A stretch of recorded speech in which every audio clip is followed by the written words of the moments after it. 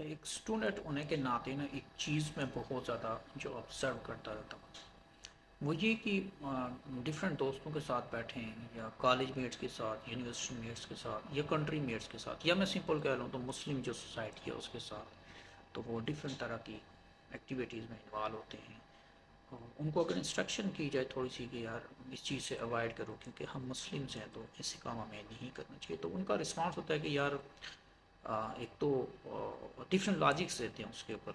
کہ یار اس گناہ سے نہیں بچا جا سکتا، یا کہتے ہیں کہ ٹھیک ہے یار مجبوری ہے یہ کر لی اور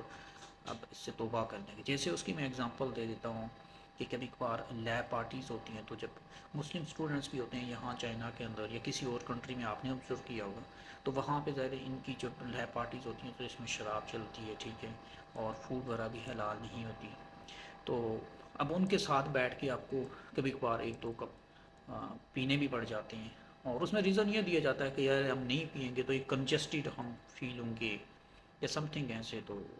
بعد میں چلو ہم توبہ کر لیں گے۔ یا اس کے علاوہ یہاں اس سوسائٹی میں چلو تو گرل فرینڈ بوائے فرینڈ کا بہت زیادہ ٹرینڈس ہے، ٹھیک ہے، کلبنگ بہت زیادہ ہے، اس طرح کی چیزیں، تو وہ ساروں کے اندر مسلم لڑکے لڑکیاں بھی چاہ رہے ہوتے ہیں کہیں نہ کہیں۔ تو اگین ان کے لاجک یہی ہوتے ہیں کہ یار یہاں پہ بچنا پاسبل نہیں ہے ہمارے لیے۔ اور اس کے علاوہ لڑکیاں جیسے بہت ساری مسلمز ہوتی ہیں، شاید پاکستان سے اگر وہ آئی ہیں تو وہاں پہ وہ گاؤن کرتی ہوں گی، اسکارف اور اسٹالر اینڈ سو ایوری تھنگ۔ جب یہاں پہ آئیں گی تو ان کی ڈریسنگ بہت زیادہ اوپن ہو جائے گی اور اسی کلچر کی طرح کی ہو جائے گی۔ تو ان سے بھی کبھی کبھار اگر سوال ہو یا وہ خود بھی لاجک دیتے ہیں تو ہمیشہ ان کے یہی ہوتے ہیں کہ یار ہمیں کلچر کے اکارڈنگ چلنا ہوتا ہے اور مجبوری ہے، ہم کیا کریں۔ تو ایک خود کا جو نفس ہے نا اس کو سیٹسفائی کرنے کے لیے ڈفرینٹ طرح کے ریزن دیے جاتے ہیں اور خود کو سمجھا لیا جاتا ہے۔ اب اس کے بارے میں نا میں جو سورہ یوسف ہے اس کو پڑھ رہا تھا، وہاں مجھے کچھ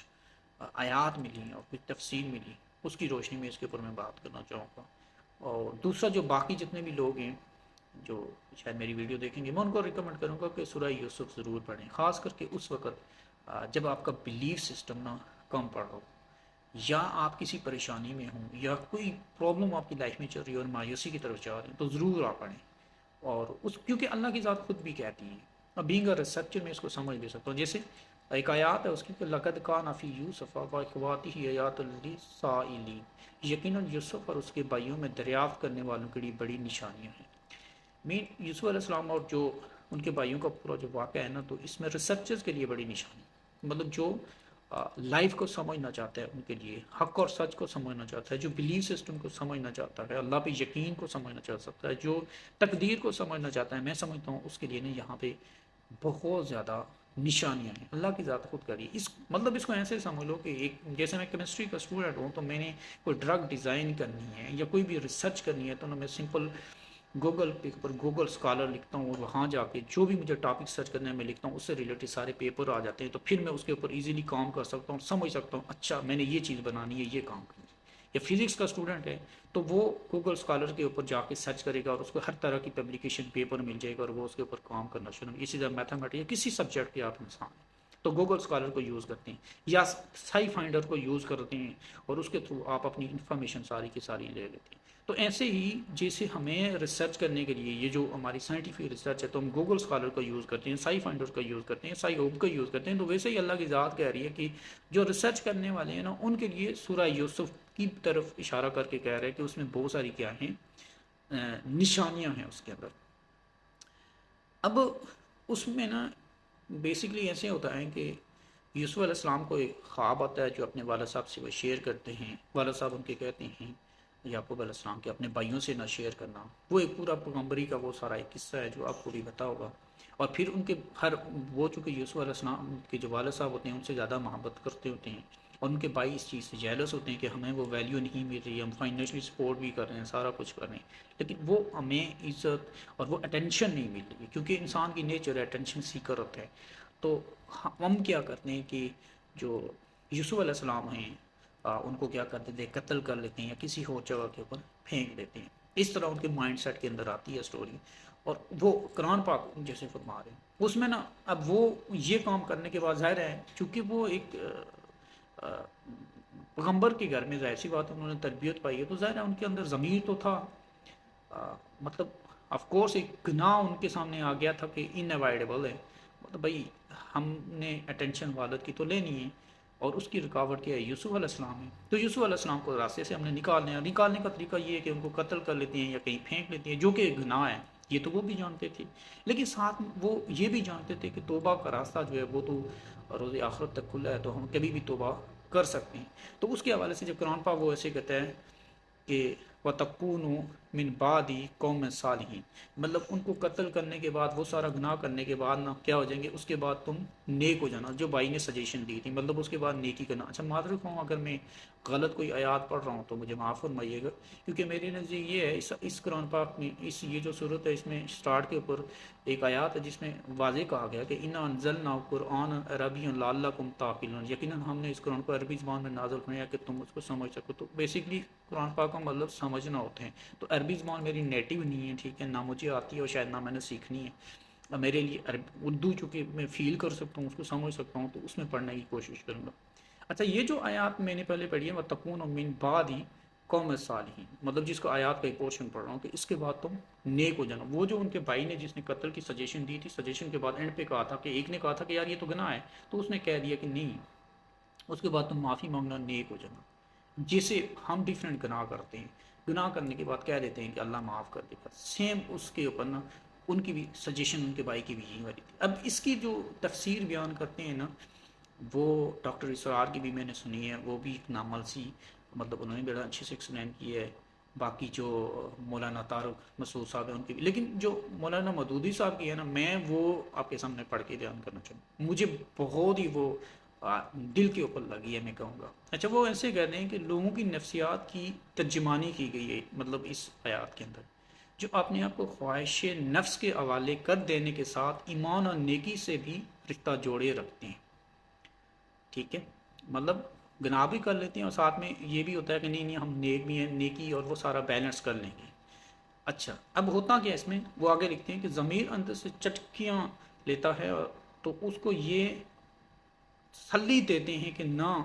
یہ گناہ جو ہے نا ناگزیر ہو چکا ہے، جس سے ہمارا کام اٹکا ہوا ہے. وہ بہت کلیئر یہ بات کہتے ہیں. اب جیسے ینگ جنریشن ہے تو انہوں نے ریلیشن شپس میں ہوتے ہیں بہت زیادہ. یہ ینگ جنریشن کی جو میرے سراؤنڈنگ آگے پیچھے یہ بہت پرابلم ہے، تو میرا ان سے سوال ہوتا ہے کہ یار یہ حرام ہے، اس سے اوائڈ کرو. تو وہ کہتے ہیں یار دیکھو، شادی ہم نہیں کر سکتے بیکاز فائنینشلی ہم سیٹل نہیں ہیں. اس کا ریزن یہ دیتے ہیں، مانتے ہی بات ہے کہ ریلیشن شپ حرام ہے، غلط ہے، اکثر ینگ جنریشن مانتی ہے. لیکن وہ کہتے ہیں کہ یار دیکھو شادی ہم نہیں کر سکتے، فائنینشلی نہ ہمارے پاس گھر ہے، نہ فائنینشلی ہم سپورٹ ہیں، نہ شادی کے لیے کر سکتے ہیں. تو ریلیشن میں تو رہنا ہے ضرور، کیونکہ ہم اکیلی نہیں رہ سکتے. ہم جب پرابلم ہوتی ہے، ایشوز ہوتے ہیں، کسی کو تو ہم نے شیئر کرنے ہیں. تو شیئر کرنے کے لیے ایک ہم نے گرل فرینڈ بنا لی، ٹھیک ہے. یا سم ٹائم یہاں چائنا کے اندر ہے یہ چیزیں بہت زیادہ ایزیلی اویلیبل ہیں. سم ٹائم ینگ جنریشن کی فزیکل نیڈ ہوتی ہیں، تو ان کا یہ ہوتا ہے کہ یار دیکھو ہم ینگ ہیں، جوان ہیں، تو فزیکلی ان چیزوں کے بغیر نہیں رہ سکتے، تو ہم نے کوئی چائنیز گرل فرینڈ بنا لی ہے، کچھ بھی بنا لیا، ٹھیک ہے. تو وہ ڈفرینٹ سجیشنز دیتے رہتے ہیں اس طرح کی، اور خود کو سیٹسفائی کرتے رہتے ہیں. اب ایک تو سیم سینیریو والا بننا ہے. دوسری بات مولانا مودودی اس میں آگے لکھتے ہوئے کہتے ہیں کہ نا اگر یہ والا گناہ نا جو آپ کرنے جا رہے، جو آپ کو ناگزیر لگتا ہے، اصل بات کی طرف میں آنا، اگر یہ کیا ہے حقوق اللہ میں آتا ہے، جیسے نماز چھوڑ دیا کچھ اس طرح، پھر تو اللہ معاف کر لے. لیکن اگر یہ حقوق العباد میں ہوا تو جب تک وہ بندہ نہیں معاف کرے گا تو معاف ہونے والا نہیں. مطلب اس میں ایسے تھا کہ یوسف علیہ السلام کو وہ مار دے رہے ہیں، وہ جو ان کے اگینسٹ انہوں نے کیا، جب تک یوسف علیہ السلام نے معاف نہیں کرنا، اللہ نے معاف نہیں کرنا. کہاں پہ ان جنرل لائف کے اندر آپ جس فن کے لیے، مزاح کے لیے، شعور کے لیے، ٹائم اچھا اسپینڈ کرنے کے لیے آپ کسی سے ریلیشن شپ بناتے ہو، کسی کو امیدیں دلاتے ہو. یہ ینگ جنریشن کی بہت زیادہ یہ پرابلم ہے. تو اس کا مطلب یہ ہوا کہ آپ اگلے بندے کو ٹائم ضائع کر رہے ہیں، اگلے بندے کے ایموشن سے پلے کر رہے ہیں.